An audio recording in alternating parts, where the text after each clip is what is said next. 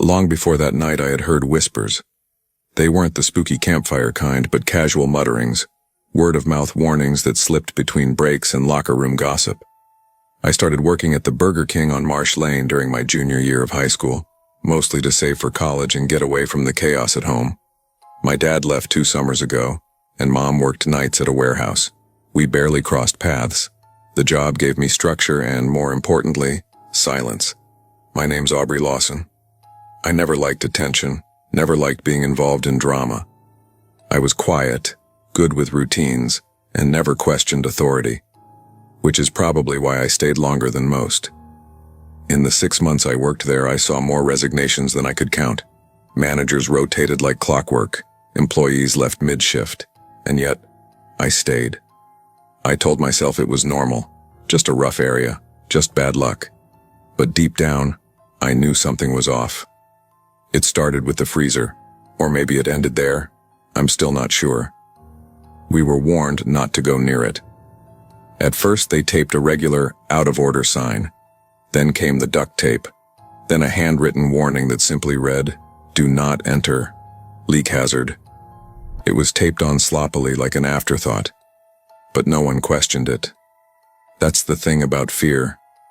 It doesn't always show up loud and dramatic. Sometimes it just sits in the air like static. It was a Saturday.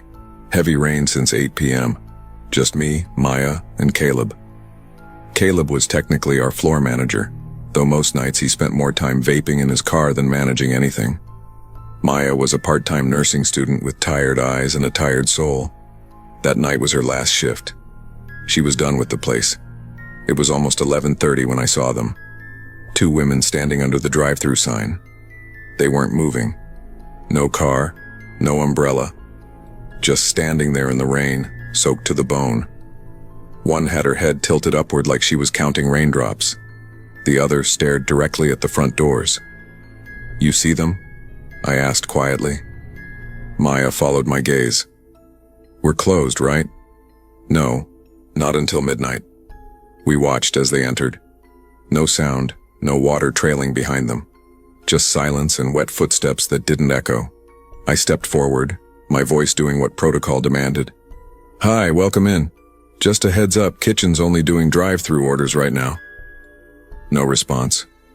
The taller one walked to the corner booth near the drink machine and sat. The other lingered, watching the back hallway, the hallway that led to the freezer. "Ma'am, that area's off limits," I said. Still nothing. No blink, no nod. Then she moved. She walked straight toward it, like she belonged there, like the tape didn't exist. The door, sealed for weeks, opened under her hand. She stepped inside and vanished. I ran after her, but by the time I reached the doorway, it was dark. The smell hit me first, rusty, sour, like meat left out too long. She was gone. Just gone. Caleb came back in right after. "What now?" he groaned. "There were 2 women," I said, breath catching.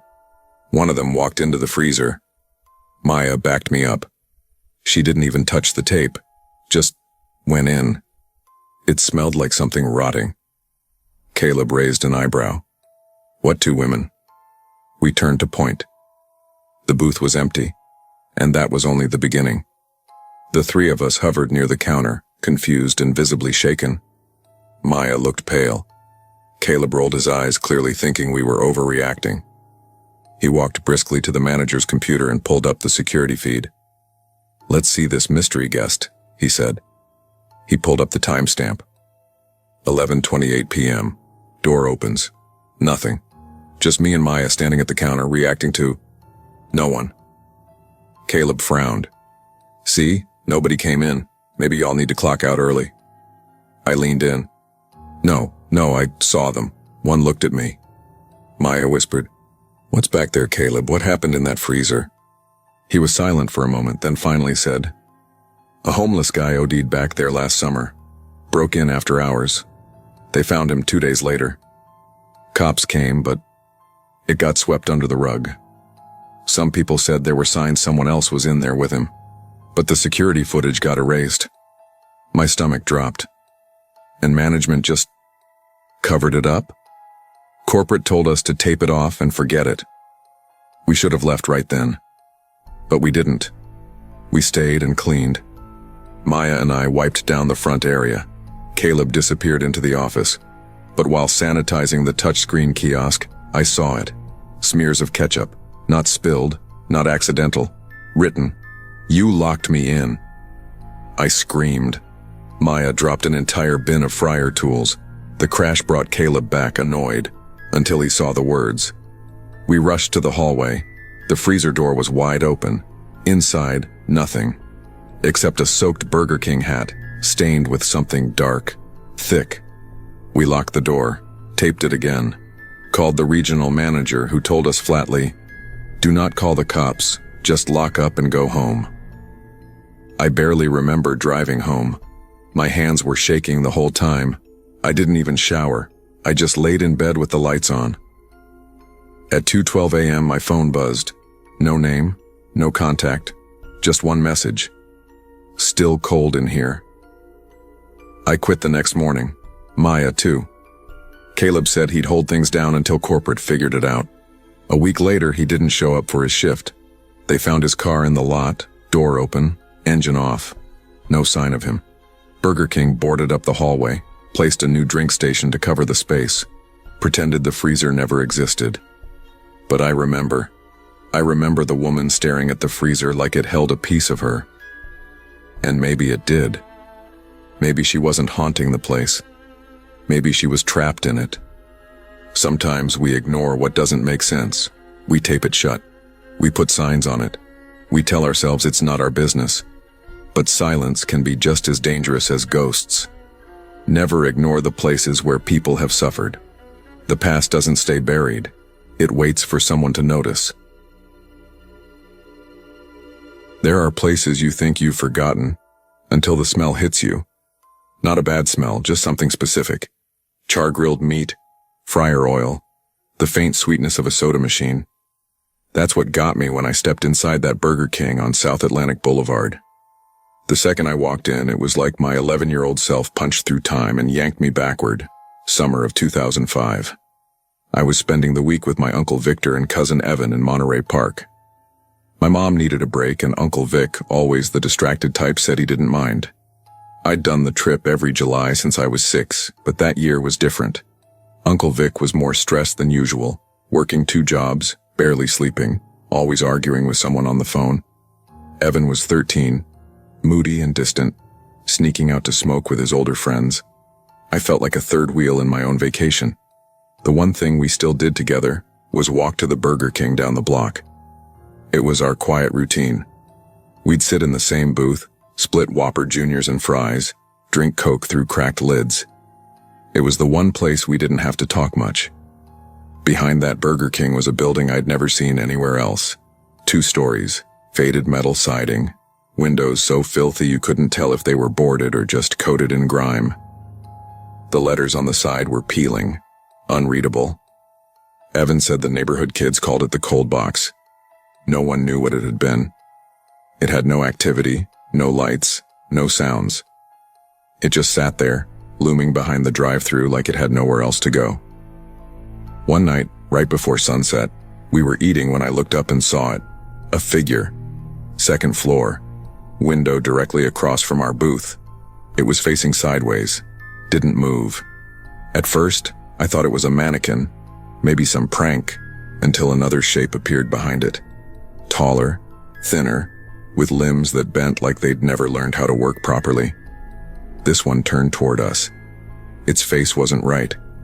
It was like someone melted a Halloween mask in the microwave, sagging, with 2 deep red holes where eyes should have been. Evan leaned over and whispered, "Do you see that?" I nodded slowly. The lights above our booth flickered. Just once. We didn't speak again until we got back to the house. I asked Uncle Vic what the building was. "Old cold storage," he said, not looking up from the paper. "Shut down after a fire. Some workers got trapped. Ugly thing. Place has been sealed for years." He said it like he didn't want to know more. Like knowing more made things worse. That night I lay awake watching the ceiling fan spin, The image of that melted face stuck in my head. Not angry, not sad, just watching. I never forgot that summer. But I never talked about it either. Until 17 years later, when I found myself back in Monterey Park. Not by choice. Work had sent me. Logistics job. Warehouse audit. When I saw the street name on the GPS, I froze. South Atlantic Boulevard. The Burger King was still there. And I had to know. The place looked newer, but the layout was the same. The red plastic booths had been replaced with beige vinyl ones. The drink machine now had touch screens, but it still smelled like grease and bread, still had that hum from the overhead lights. I ordered a small Coke and slid into the same booth, muscle memory guiding me. Out the window, I expected to see the cold box. Gone. In its place was a wide white storage unit and a concrete loading dock. Clean, bright, boring. I sat in silence for a while. Then an elderly janitor pushing a mop bucket passed by. He had those slow, careful movements of someone who'd been doing the same job forever. "You've been here before?" he asked out of nowhere. I nodded. "Yeah, long time ago." He didn't stop mopping. "You look like you saw something you thought was gone." There used to be a building out back, 2 stories, looked abandoned. He stopped. "No, sir, just trash bins and a storage unit back there. Been that way as long as I remember." "But there was something," I said, leaning forward. "It had windows. We used to see things. Movement." He gave me a look. Not skeptical, tired. "You ever lose power when no one else does? Feel a chill for no reason?" I stared at him. "Sometimes." "Then don't go looking for what left," he said. "That place didn't like being watched." He walked away, wheels squeaking against tile. I left my Coke half full and walked out. Didn't look back. Couldn't. That night, in my hotel, the TV turned on by itself at 2:17 a.m.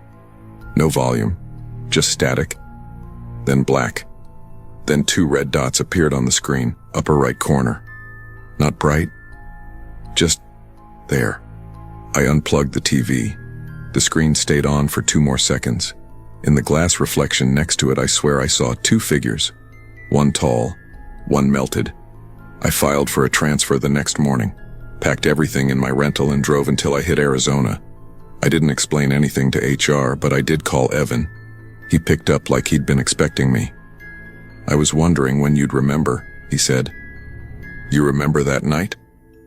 "Every day." "What were they?" He paused. "I think they were what's left when nobody cares. When suffering goes ignored, they rot and they wait. And when you see them, they know you did." The line went dead. I didn't call back. I still dream about them sometimes.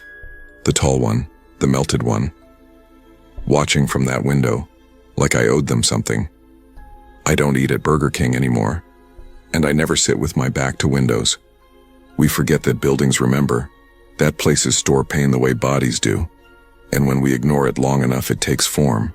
Some things disappear when ignored, but not because they're gone, because they're waiting. Most people will tell you that road trips are good for the soul, that driving through open highways and breathing in the shifting scenery does something to your spirit, clears it out, heals it. At least, that's what my best friend Tyler believed. Me? I always thought that kind of silence gives you too much space to think. In the summer of 2022, I let him talk me into it. A cross-country trip from Phoenix to Kansas City. Just the 2 of us, a busted-up Honda Civic, a few playlists, and some half-baked plan to rediscover whatever we'd lost since college. I was 26. Tyler was 27. He was still the golden retriever type. Loud, bright, full of dumb ideas and good timing. I was quieter, more anxious. The kind of guy who checks the rear view twice and locks the door 3 times before sleeping. We hit Roswell just past 9 at night. We'd been driving for 6 hours straight. I was hungry, dehydrated, my stomach cramping from all the vending machine junk. I'd had a string of panic attacks a couple years ago, and ever since then, late nights like this, they hit different. There's a certain flavor of dread that comes with fluorescent lights and desert wind after dark. "Pull off at the next real food stop," I told Tyler, rubbing my temples. "You're soft, man," he said with a grin. "We're surviving off beef sticks and vibes. Pull off, or I'm throwing up in your cup holder." We exited at 89. The kind of roadside stop that looks like time forgot it. A dead bowling alley, a darkened motel with a flickering vacancy sign, and one sad little Burger King glowing red and yellow, like it had no business still being open. Tyler peeled off toward a sketchy gas station across the street, and I crossed the lot toward the BK alone. Inside, it was practically empty. One kid behind the register, earbuds in, watching some show on his cracked phone screen. A janitor mopping lazily by the soda machine. The air smelled like fryer oil and mop water. I ordered a Whopper and a Coke, then sat in the middle booth. Not by the windows. Not too far from the exit either. That's when I noticed the guy. He was just standing there, near the hallway that led to the restrooms, not going in, not coming out. Just standing. Lean, tall, pale. Wearing a camo jacket over a gray hoodie, hood up. The kind of layered clothing that made no sense in the warm desert heat. His head was tilted down like he was staring at the floor. I told myself he was homeless, or tired, maybe high, but I couldn't shake the feeling that he wasn't waiting for anything. He was just placed there, like a prop, like part of the scene. I looked down at my tray, forced myself to eat, fast. My stomach twisted with every bite. I didn't look back until I got up to toss my trash. He had moved. Now he was near the entrance, still not looking at me, still not moving. Just there. I gave him a polite nod, something between a gesture and an apology, and walked out into the night. The wind had picked up, that dry desert wind that kicks dust across your shoes and makes the parking lot feel even more deserted. Tyler's Civic was already rolling up. He honked once. As I walked to the car, I heard the door open behind me. I glanced back. The man had followed me out. Not walking, not talking, just standing to the side now, arms limp, head low. I didn't say a word, just opened the door and got in. Tyler raised his eyebrows. "That dude's weird," he said. "Yeah," I muttered. He was inside too. We pulled out, turned back onto the road. I didn't even feel hungry anymore. 3 minutes later, I glanced at the side mirror. There were headlights. One car, a dark sedan. No lights at first, then they clicked on. Same lane, same speed, same distance. "Tyler." I see him. He didn't say it like a joke. No more golden retriever energy, just flat. Watching. The car didn't tailgate, didn't try to pass, just followed. 5 minutes, 10. "Get off," I said. "See if he follows." We took the exit toward Highway 70. So did he. Tyler sped up, slowed down, changed lanes, took a weird detour around a closed gas station, came back out, still there. I was sweating now, heart in my throat. I kept checking my phone, barely one bar, no cops, no other traffic. Just us in the sedan, no closer, no farther, just there. Finally, after what felt like forever, the sedan flicked its turn signal. It turned left onto a gravel road that led into a black stretch of desert. No lights, no buildings, just gone. We didn't say anything for a long time, just drove. When we finally stopped at a motel 2 towns over, I made Tyler park in front of our door. I checked the locks twice, moved a chair under the doorknob, didn't sleep until the sun came up. He never made a sound, never approached. But I never forgot him. The man from exit 89, the way he stood like he wasn't waiting, like he was timing something. And that car, silent, steady, perfect in distance, like they knew how close was too close. I've done a few road trips since then. I still love the open sky, the playlists, the greasy food, but I never eat alone at night anymore. Not on highways, not off exits. And when I pass a Burger King glowing on some empty stretch of road, I look twice, because someone might be standing by the restrooms, or the door, waiting. Just waiting. Some threats don't come loud or fast. Some follow you at the speed of silence. Listen to your fear, even when it sounds unreasonable. Not every danger chases you. Some just make sure you never forget they were there. You don't forget a look like that. The first time someone stares at you, not with interest or recognition, but with that strange, almost deliberate emptiness. Like you're not a person to them, just an idea. I was 24 and not exactly thriving.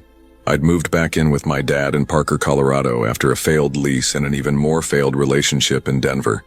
I needed work, so I took the cashier job at a Burger King on South Parker Road. It wasn't the worst job I'd had, but it was lonely. Long nights, barely any customers after 9, and a dining room that echoed with the buzz of dying fluorescent lights. Danny Alvarez, the fry cook, was the only reason I stayed sane.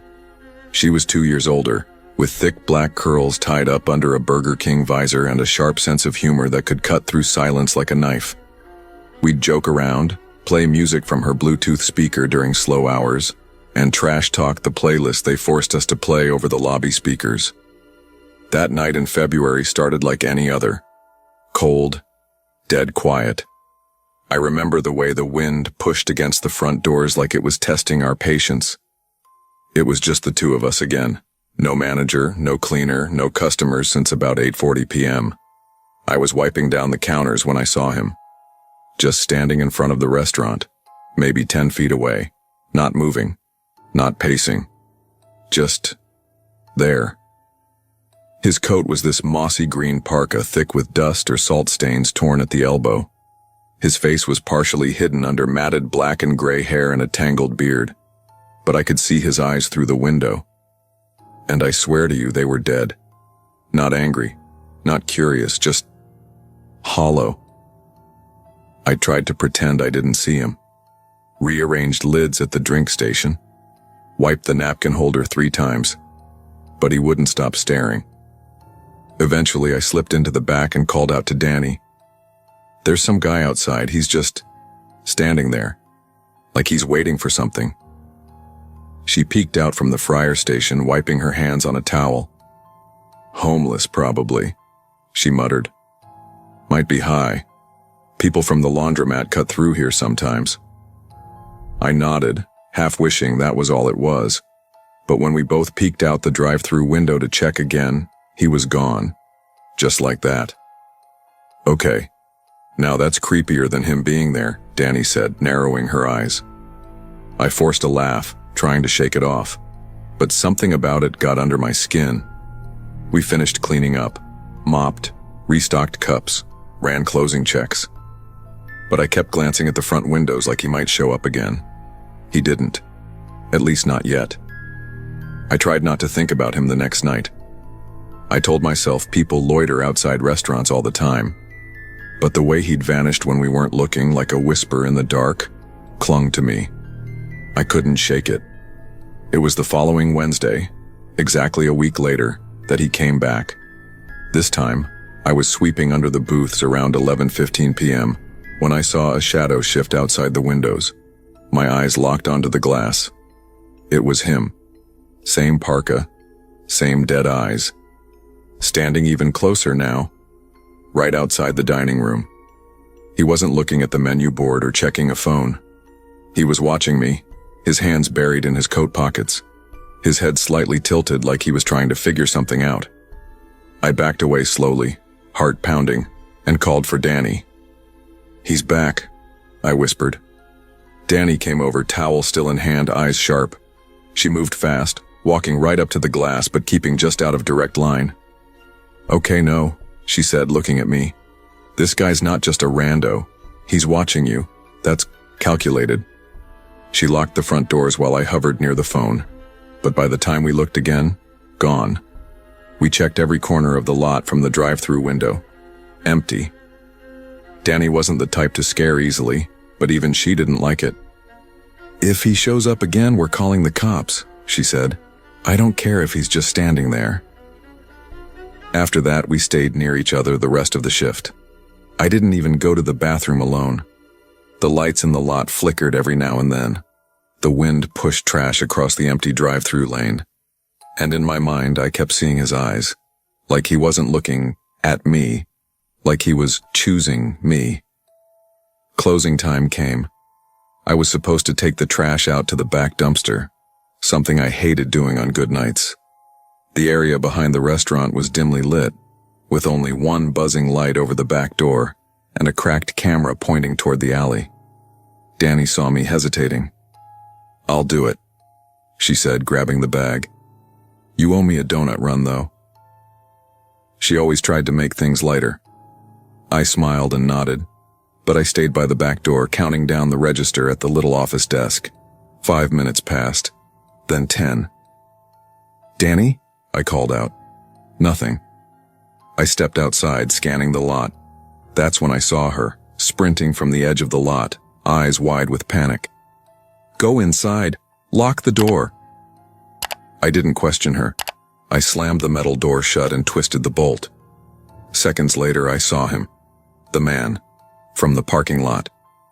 This time he was walking calmly from behind the dumpster, like he hadn't been caught, like he'd been waiting. Danny burst in through the side door, out of breath, cheeks flushed, fists clenched. He was crouched behind the bins. He was just waiting, Rachel. We turned off every light except one dim bulb over the back prep area. The silence felt thicker than air. I grabbed my phone and called 911. "There's a man outside our restaurant," I whispered. "He hasn't tried to break in, but he's been watching us, disappearing, reappearing. It's not right." The dispatcher stayed calm.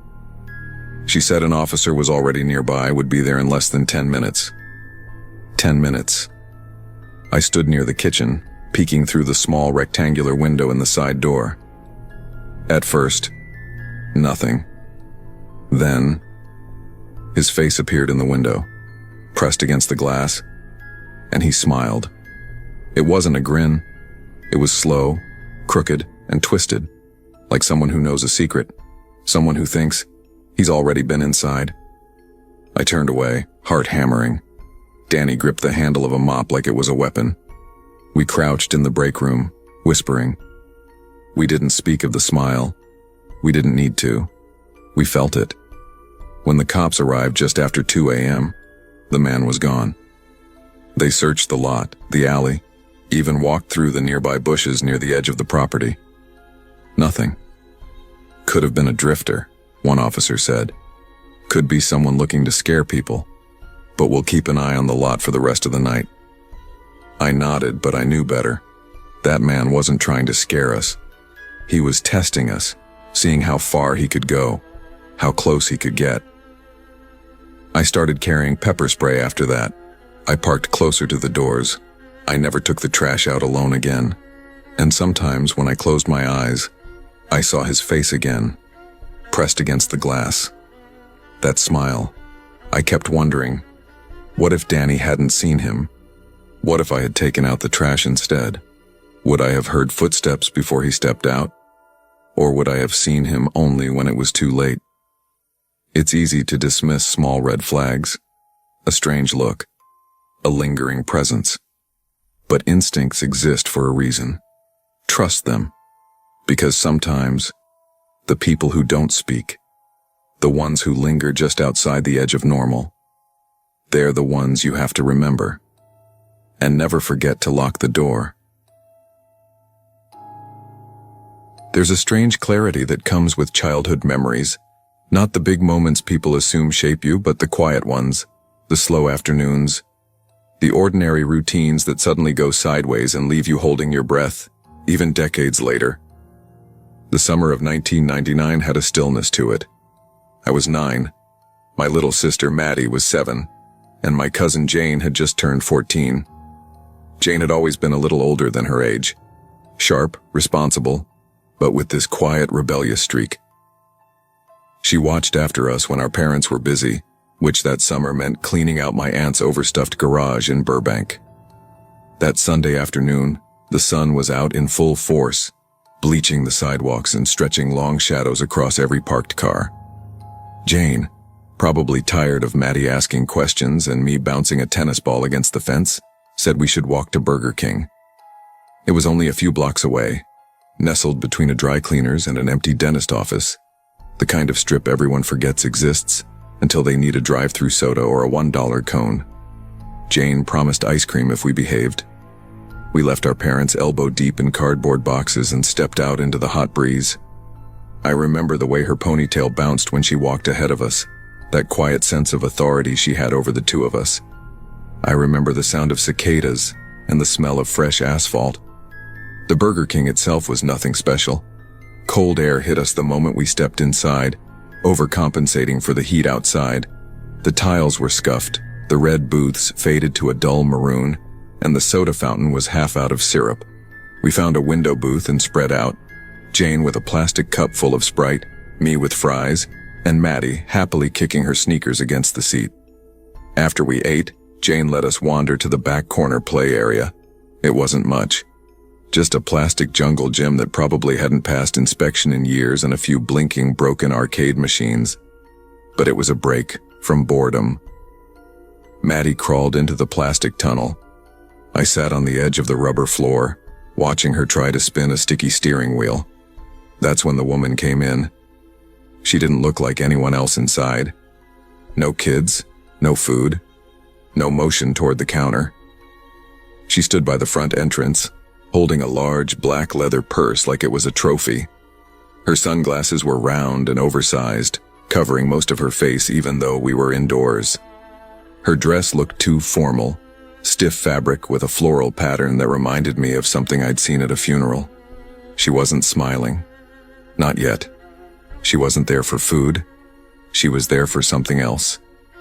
And she saw us. At 9, you don't fully understand threat, but you feel it, the way animals sense a coming storm. I didn't know what to name the feeling, only that it gripped the back of my neck and made me wish I were sitting closer to Jane. The woman didn't blink, didn't glance at the menu. She took 2 steps into the dining area and paused near the condiment station. Everyone else inside was too busy to notice. A man eating alone near the bathrooms, a teen couple giggling over milkshakes. But I saw her, her gaze locked onto me. She smiled then, not a big happy smile, but a faint, polite curve of the lips. Her heels clicked once as she approached, stopping right at the edge of the play fence. She crouched down, her purse still clutched tight. "That one's the best, huh?" she said, nodding toward Maddie inside the tunnel. "The swirl cone? I used to love that when I was your age." Her voice was sweet, but it sounded practiced, like someone trying out a script. I didn't answer. I just looked at her face, trying to find her eyes behind those sunglasses. She gave a little laugh. Silly me, I left my change in the car. "You want to come help me get it real quick?" I parked just over there. I looked across the restaurant toward our booth. Jane had her legs curled up, flipping through a teen magazine. Maddie was giggling behind me, oblivious. "We'll be back before anyone even notices," the woman said, like she was offering a shortcut to something good. My throat felt tight. "No thanks," I said, and backed up a step. Her smile didn't falter. If anything, it grew colder. "You don't have to tell her," she whispered. "Just a second. You can pick your own cone." My legs locked in place. I didn't move. My voice was gone. Then Jane's voice rang out, sharp and loud from across the dining room. "Eli, come here, now." The woman didn't flinch. She didn't move. But I did. I ran. Jane met me halfway, grabbing my hand. She looked the woman dead in the face as we passed, her jaw clenched. "Don't look back," she whispered. I didn't. The sunlight outside stung my eyes as we burst through the glass doors. Jane pulled Maddie along with her free hand, not bothering to explain anything yet. We hurried to the edge of the parking lot and crouched behind a row of dusty bushes near the sidewalk. Inside, the woman didn't move, but she stood by the window booth now, watching, arms folded, still smiling. Jane's hand gripped mine too tight, but I didn't say anything. Maddie was confused and annoyed, whining that she wanted to go back in for her toy. Jane told her to hush. 5 minutes passed before Jane stood up. "We're walking home the long way," she said. But before we could move, a silver-gray car eased out of the parking lot. Old Toyota Camry, dent on the back bumper. It turned onto Alameda slowly and didn't drive off. It followed us. We kept walking, turned once, then twice. Every time we crossed a street, the car reappeared. Not speeding, just drifting a little too close. Like it was thinking. Jane finally flagged down a woman on a bike and asked her if we could borrow her phone to call our aunt. 10 minutes later, our aunt pulled up in her minivan, and we climbed in fast. Jane didn't say much, just that a strange woman had spoken to us, and it didn't feel right. But as we pulled away, Jane turned back. "That car's behind us again," she said. Our aunt didn't believe it at first. She thought it was coincidence. "It's probably just someone taking the same route," she said, keeping one hand on the wheel and the other adjusting the volume knob on the radio. But Jane wasn't buying it. "Turn right here," she told her. Then another right, then left. The Camry was still there. "Pull into the park," Jane said, her voice flat. "McCambridge, now." We rolled into the lot by the playground and parked near a picnic table. Jane told us to stay seated while she kept her eyes on the road. Sure enough, the Camry didn't park. It pulled to a side street near the park entrance and stopped. The driver never got out, didn't back up, didn't speed away. Just sat there, watching. I sat next to Maddie and tried to act normal while she picked at grass blades, asking why we weren't going home yet. Jane didn't stop watching the car. After 10 minutes, the Camry finally moved. It didn't rush off, it just eased away, turning slowly like someone who wasn't done yet. We waited another 15 minutes before driving home. That night, Jane told our aunt everything. She finally took it seriously. A report was filed. We gave a description. I don't know what the police did with it. All I knew was that the next time we passed that Burger King, I wouldn't even look at it. You grow up thinking the world is one way, safe, predictable. And then something cracks. It wasn't loud. The woman didn't grab me or shout. She didn't chase us. She smiled. That was the part that stayed with me. The quietness of it. The way she never raised her voice, never looked out of control. She was calm, gentle, and completely wrong. I still remember her perfume. Sickly sweet. The kind that clings to your throat. I remember the way the Burger King lights reflected off the tile and made everything look too bright. Like a spotlight on something no one else saw. Jane saved me. That's what I understand now. It wasn't heroic or loud. She didn't fight anyone. She paid attention. She followed a feeling. She yelled at the right time. Sometimes danger doesn't wear a mask. It doesn't carry a weapon or scream in the night. Sometimes it just wears sunglasses and asks if you want a cone. Real danger rarely looks the way we expect. It doesn't always feel scary at first. Sometimes it smiles. Sometimes it talks sweet. But if something feels off, trust your instincts, even if you're just a kid. Especially then, because it's better to be wrong and safe than right and missing. People don't think much about closing shifts at fast food places. They think the worst part is cleaning grease traps or mopping sticky floors. Truth is, those are the easy parts. What really gets you is the way the place feels when the customers are gone, and you're left with nothing but the hum of the soda machine, the smell of fryer oil clinging to your clothes, and the awareness that the rest of the world has gone quiet. I've been working at the Burger King on County Road 4187 in Maplewood, Ohio, for 2 years now. We're wedged between a used car lot and a stretch of woods so dense it swallows the sunset an hour early. Day shifts have their chaos. School kids piling in after class, drive-through lines stretching around the building. But night shifts, they're a different animal. You notice every flicker of the lights, every strange creak in the walls. That Friday night in late September had been brutal from the start. The fryer in Station 2 broke down at 6:03 p.m., right in the middle of the dinner rush. The register printer jammed twice, smearing ink on my hands that wouldn't come off no matter how hard I scrubbed. And around 8:40, A guy in the drive-thru went ballistic because we'd run out of onion rings. He slammed his car door so hard the window shook, shouted something about terrible service, and peeled out like he'd been waiting all week to do it. My manager Tina was on edge too.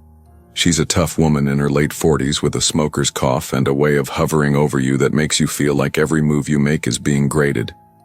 She'd been pacing the kitchen all night, muttering about labor hours and corporate nonsense that I've learned to tune out. By 10:55 p.m., the last customer was gone. It was just me, Tina, and Ben, a new hire who moved like he was underwater and barely spoke unless you cornered him. Tina sent him to mop while she started counting the till.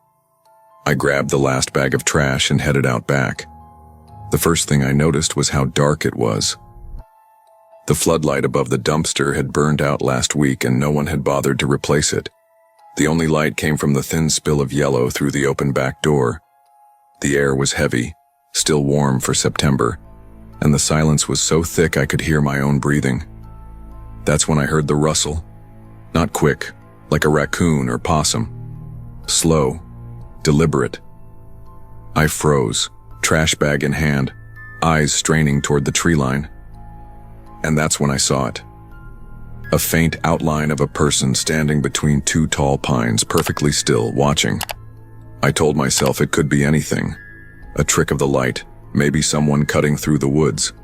But when I walked back inside, I kept glancing toward the door. "Tina," I said, "I think someone's out there." "In the woods? Probably a deer," she said without looking up from the register. I didn't argue, but something about the way that figure hadn't moved made my stomach feel heavy. By midnight, we were ready to lock up. Tina's car was parked right out front under the glow of the big Burger King sign. Ben left without a word, pulling out of the lot like he couldn't get away fast enough. My car was in the side lot, the one closest to the woods. I tossed my bag into the passenger seat, slid the key into the ignition, and turned it. Click. Nothing. Tried again. Click, click. The engine didn't even try to turn over. I leaned back, let out a slow breath. "Great," I muttered. My phone was at 3% battery. I texted Tina. "Car won't start. Still here. Might need a jump." No reply. I glanced up and my heart sank. The figure wasn't in the woods anymore. He was in the lot about halfway between the tree line and my car. Tall, dark clothes, shoulders slightly hunched forward, moving slow. I locked the doors and grabbed my phone again, 1% battery now, and hit Tina's number. It rang once before the screen went black. The man stopped about 30 feet away, standing under the dim glow of the lot's one working streetlight. He didn't move. His head tilted slightly, like he was studying me. I turned the key again. The engine coughed, sputtered for a second, then died. My hands were slick with sweat now, my pulse thudding in my ears. That's when he started walking again. Not fast, just that same deliberate pace. I didn't think, I just moved. I shoved the door open, bolted toward the front of the building, and fumbled with my keys. By some miracle, Tina hadn't locked the deadbolt yet. I yanked the door open, setting off the alarm, and stumbled inside. The alarm blared, sharp and deafening in the empty restaurant. Through the glass, I saw him standing by my car now. He put one hand on the roof, leaning slightly as if peering inside. Then, slowly, he turned his head toward me. He didn't flinch at the alarm. He didn't run.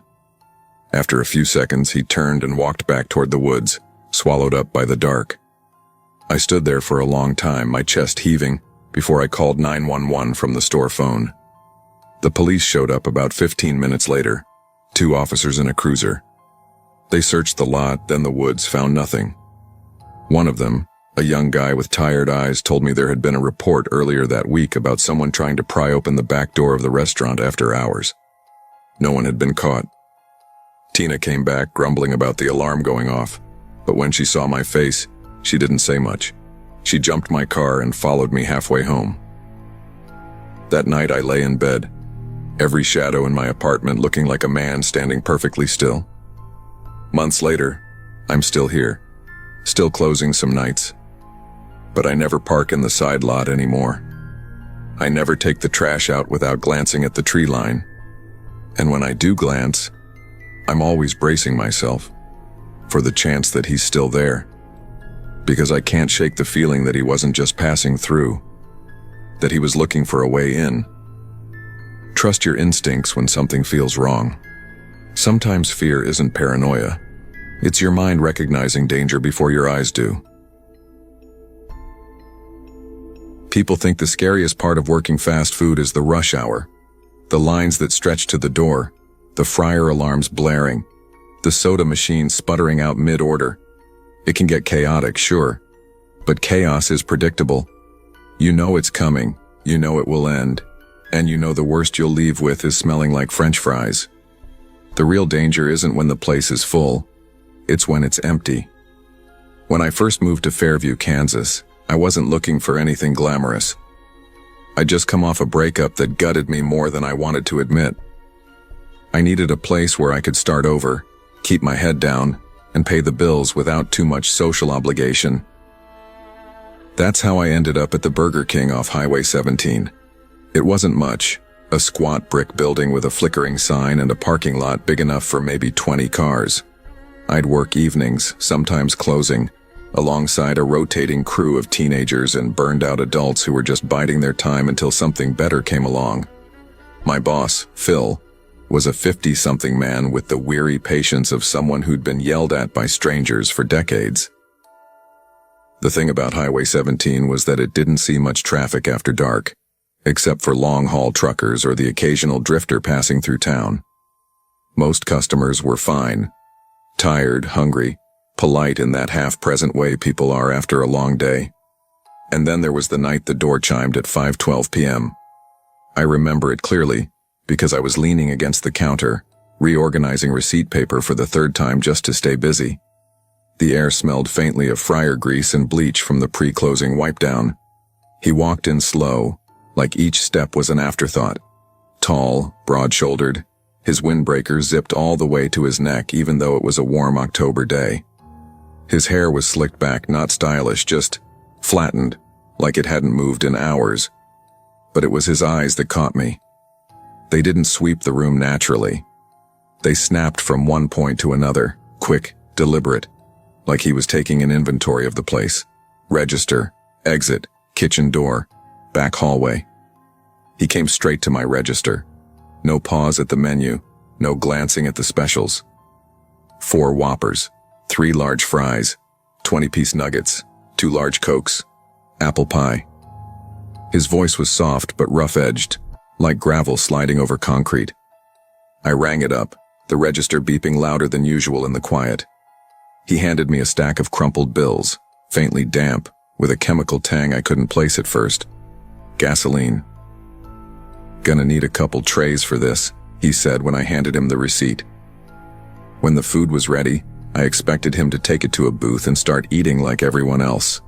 But instead he set up a small tripod, angled his phone toward himself, and began devouring the food like a man who hadn't eaten in days.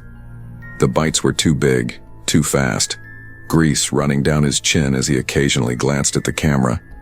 I'd seen odd customers before, the guy who tried to pay in half-dollar coins, the woman who asked for spaghetti. But this felt different. This wasn't a man here to eat. This was a man here to be seen. That night I didn't think much more about him, but it wouldn't be long before he stopped being just another odd customer. The second time he came in was a week later. I remember because it had been a slow Monday, the kind of night where you keep checking the clock and swear it's broken. The dining room was empty except for one older couple splitting a milkshake. The door chimed, and there he was. Same windbreaker zipped up to his throat, same slow pace, same jerky glance around the room before locking eyes with me. "You're new," he said as I started ringing him up. I gave him a quick nod. "Couple weeks." "You got a name?" I hesitated. Phil always told us to keep things friendly with customers, but something about him made me want to stay a stranger. "Yeah," I said finally. "Claire." He said it once, slow. "Claire, nice name." This time he ordered even more food. 5 Whoppers, 3 orders of nuggets, 2 pies, extra large fries, And again, he set up his tripod, same booth, same greasy performance for the camera. The thing that made my skin crawl was how often he looked my way. Not the kind of look you give someone to get their attention, more like the kind where you're studying them without permission. I busied myself wiping tables, refilling napkin dispensers, doing anything that kept me out of his direct line of sight. The third visit was when the question started. You work nights? Closing shifts? Where's your car parked? You live close? I answered vaguely, trying not to encourage him, but his smile told me he wasn't really listening to my words. He was filing away the tone, the pauses, the little details. After he left, I told Phil, that guy gives me the creeps. Phil didn't even look up from counting the till. Welcome to fast food. Some folks are just like that. As long as he pays, it's fine. I wanted to believe that, but deep down, I knew I wouldn't forget the way he'd said my name. It was a rainy Tuesday when things escalated. The sky had been dark since morning, and by evening the parking lot was slick and empty except for 2 cars. He came in at 6:45, ordered like usual, enough food to feed a family. As I handed him a Coke, the lid popped off and splashed onto his windbreaker. Damn it, he hissed, stepping back. I'm sorry, let me get you. I reached for napkins, but he snatched them out of my hand hard enough to sting. Phil came over. What's the problem here? The man didn't raise his voice. That made it worse. She's careless. People like that shouldn't work with customers. Phil's jaw tightened. If you're going to insult my staff, you can take your food to go. The man stared at him for a long, uncomfortable moment before stacking his trays and walking out into the rain. No yelling, no slamming the door, just that quiet, cold exit that made the air feel heavier. I thought maybe that was the end of it. It wasn't. 2 nights later, Phil told us he'd banned the guy, said he'd made a scene in the parking lot the night before, scaring off customers. I felt relief for the first time in weeks. Then the call came. It was 8:30 p.m. and I was restocking ketchup packets when the store phone rang. Phil answered, frowned, then handed it to me. It's for you. Says he's with the police. The man on the line introduced himself as Officer Grant. Claire, we have a report of a theft earlier today. We need to search your belongings before you leave tonight. My stomach dropped. A theft? Of what? Personal property of a customer. You were the last person to handle it. Phil overheard enough to stiffen. We'll cooperate, he told the voice. Phil walked me into the back office along with another shift leader. My backpack sat on the desk. I opened it, turned my pockets inside out. Nothing. That's when the store phone rang again. Phil answered, his face drained of color. It was a prank, he said slowly. The real police say no one called about a theft. And the voice? They don't know any Officer Grant. I didn't need him to say it, I knew who it was. The hungry man. I finished the shift in a fog. Every time the door chimed, my chest tightened. I kept glancing at the parking lot, half expecting to see the glow of his phone recording me through the rain.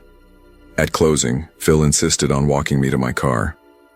The lot was empty, but I still unlocked my door fast, locked it before starting the engine. The rear-view mirror was useless. Every shadow looked like him. That night, I left the TV on just for the noise. Every time my phone buzzed, I flinched. The next morning, I called Phil. My voice was steadier than I expected. I'm not coming back. You sure? He asked gently. Yeah. I don't feel safe. He didn't argue. I'll put you down as resigning effective immediately. Weeks have passed. I still check over my shoulder in grocery store aisles. Still keep my curtains closed. Still hesitate before answering an unknown number. I've had bad customers before. Angry ones, drunk ones. But this was different. Some people don't just want to scare you. They want to own your fear. And I realized something. Jobs are replaceable. Your safety isn't. No paycheck is worth living in fear. If something or someone makes you feel unsafe, Walk away before they take more than just your peace of mind.